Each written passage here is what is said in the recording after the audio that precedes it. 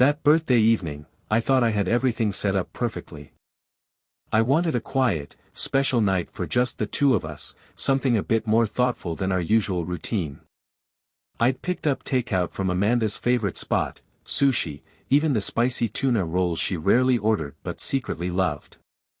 I grabbed a nice bottle of wine, the same one we'd shared the night I proposed to her. In my mind, this would be a simple night to remind us of how good we were together. When I walked through the front door, the house was silent, something that immediately struck me as strange. Amanda always had something going on in the background, music, a random show on TV. Even if she was just folding laundry, there was always some noise. I figured she must have been upstairs, maybe getting ready or taking a few minutes to herself. I called out, "Jess, you home?" expecting her to toss back some witty remark about me being late, but the only response was an eerie silence. I kicked off my shoes, set down the food on the counter, and headed up the stairs, expecting to find her in our room. As I reached the top of the staircase, I noticed that the bedroom door was cracked open, and that's when I heard it, a soft laugh, a sound that stopped me in my tracks. It was sharp, almost flirtatious, a kind of laugh I hadn't heard from Amanda in years. My heart started to beat faster, a sinking feeling gnawing at me, though I couldn't explain why. Curiosity mixed with dread pushed me forward, each step feeling heavier than the last. I nudged the door open, just enough to see inside. There she was, lounging on our bed, her hair draped over her shoulder, dressed in the silk robe I'd bought her for our anniversary. Her phone was propped up on a pillow, and on the screen was a man I didn't recognize. I couldn't hear every word, but I didn't need to. The tone in her voice said it all. Amanda hadn't noticed me yet, too absorbed in her conversation. I stood there, frozen, my mind struggling to make sense of the scene.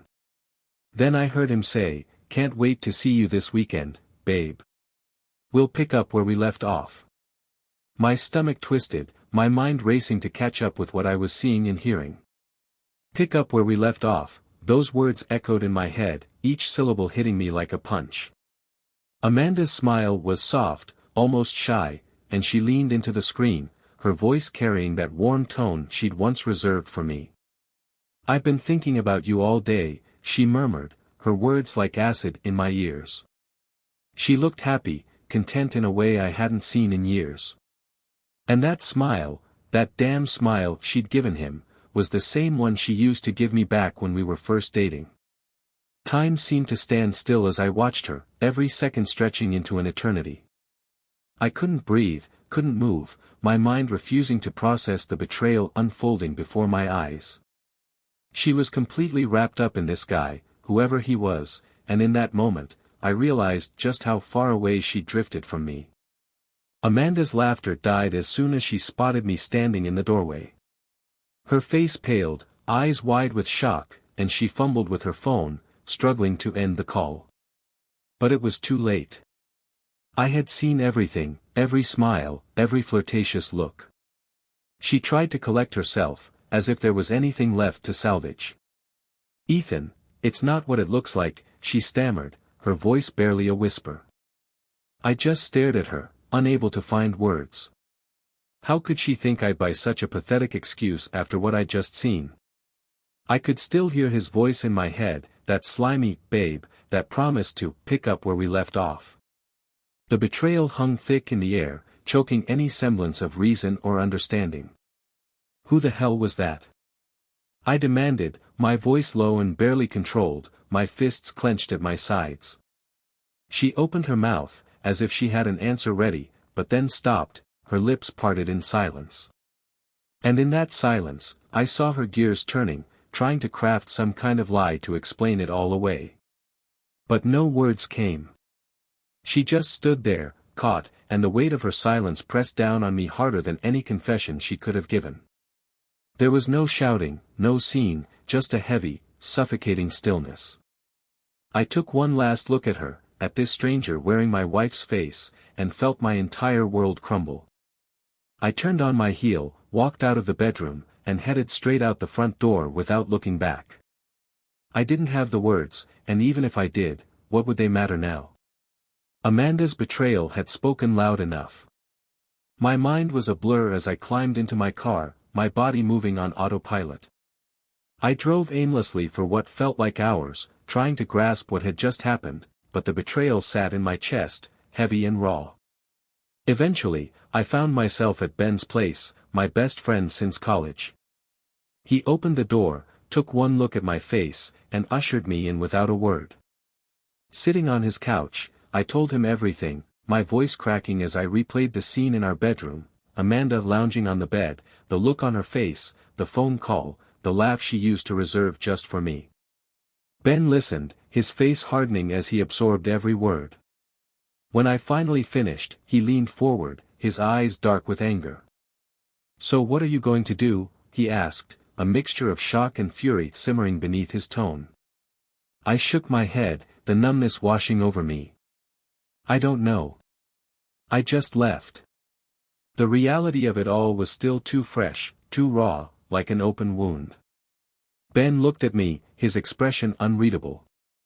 "You just left," he repeated, almost in disbelief. And in that moment, I realized I wasn't even sure what else I could have done. The days that followed were a haze. I couldn't bring myself to go back home, so I crashed at Ben's place, dreading the inevitable confrontation. Each day I told myself I'd go back, that I'd confront Amanda and demand answers, but when the time came, I always found some excuse to avoid it. Work, late nights, errands, anything that could buy me a little more time. But eventually, there was no escaping it. I had to face her. When I finally walked through the front door, the house felt cold and foreign, like it didn't belong to me anymore. There, on the kitchen counter, was a note from Amanda: "Ethan, we need to talk. I'm not going to let you ignore me forever." The nerve of her, acting like I was the one avoiding responsibility, like I was at fault for not rushing back to forgive her. That night, she came home as if nothing had happened, calm and composed, like we weren't standing on the edge of everything falling apart. Her heels clicked across the floor, and she gave me that half-smile she always wore when she wanted something. The sight of it made my skin crawl. I watched her move around the kitchen, making herself a glass of water, too casual for someone who'd been caught lying, cheating, and tearing our life apart. "Who was that guy?" I asked, voice tight, forcing myself to stay calm even as the anger churned inside me. Amanda froze, her hand gripping the glass a little too tightly before she set it down. She turned to face me, her expression carefully controlled. "Ethan, it's not what you think. He's just a friend." I laughed, a bitter, hollow sound. "A friend?" I repeated, shaking my head. "You were practically undressing for him on FaceTime, Amanda. Friends don't talk like that." Her face hardened, her lips pressing into a thin line. "You don't understand," she said, her tone cool, as if I was the one being unreasonable. "I was lonely, Ethan. You're never around. Always working late, or out with your friends. I needed someone to talk to." She looked at me, a flicker of defiance in her eyes, as though her choices were somehow justified by my long work hours. The words hit me hard. I could barely believe the way she was twisting things, trying to make me feel guilty, like her betrayal was somehow my fault. "So that's it?" I asked, my patience wearing thin. "You cheat on me because I work. Instead of talking to me, you run off to some other guy." She rolled her eyes, crossing her arms in irritation. "Oh, don't play the saint, Ethan. You barely even notice me anymore." Her tone was dismissive, almost mocking, and I felt my chest tighten as I realized how far gone she really was. I stood there, reeling from the sheer audacity of her words. It was like I didn't even recognize her anymore. There was no remorse, no apology, just deflection, as if the guilt was mine to bear. The Amanda I knew, the woman I'd loved, was gone. And I was left facing a stranger who seemed to have no problem blaming me for her lies. Standing there, facing this version of Amanda that I no longer recognized, I felt something shift inside me. I realized that there was nothing left to salvage. She wasn't going to apologize, wasn't even going to admit that she'd made a mistake. Instead, she leaned forward, her arms crossed and her eyes cold, as if daring me to keep pushing. "Maybe we should just end this, Ethan," she said, her tone disturbingly casual. "Clearly, we're not meant to be together anymore." Her words hit me like a punch, but they also brought a strange sense of clarity. I nodded, feeling a bitter calm settle over me. "Maybe you're right. Maybe it's time we stop pretending." Her face barely changed, though I thought I caught a flicker of surprise in her eyes. She shrugged, her voice dripping with sarcasm. "Fine by me. You've made it clear you're not willing to work through anything. Guess it's easier for you to walk away." I looked at her one last time, seeing only a stranger in front of me. There was nothing left to say. I turned and walked toward the door, grabbing my coat.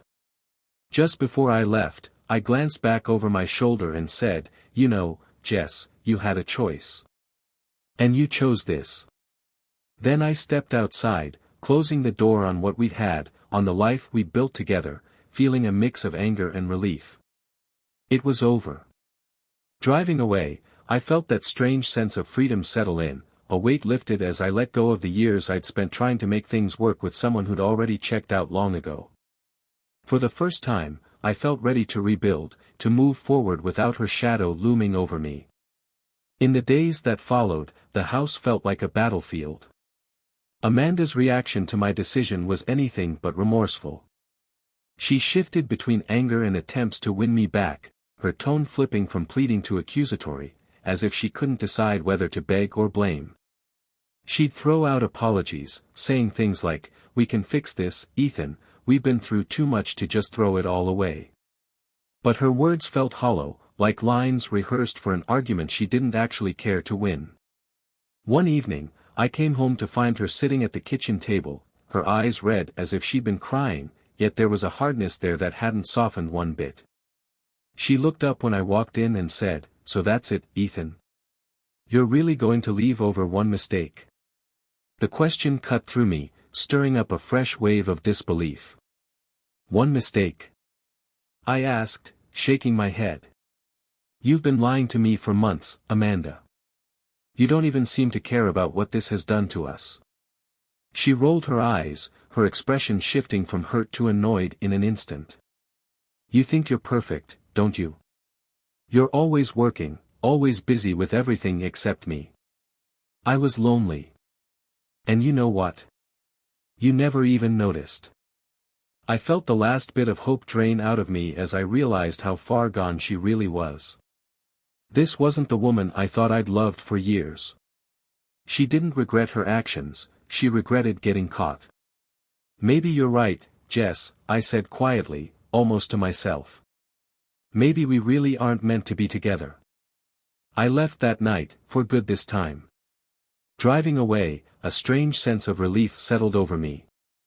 There was no sadness, no regret, only a clear path forward. Amanda had already made her choices, and now I was ready to make mine.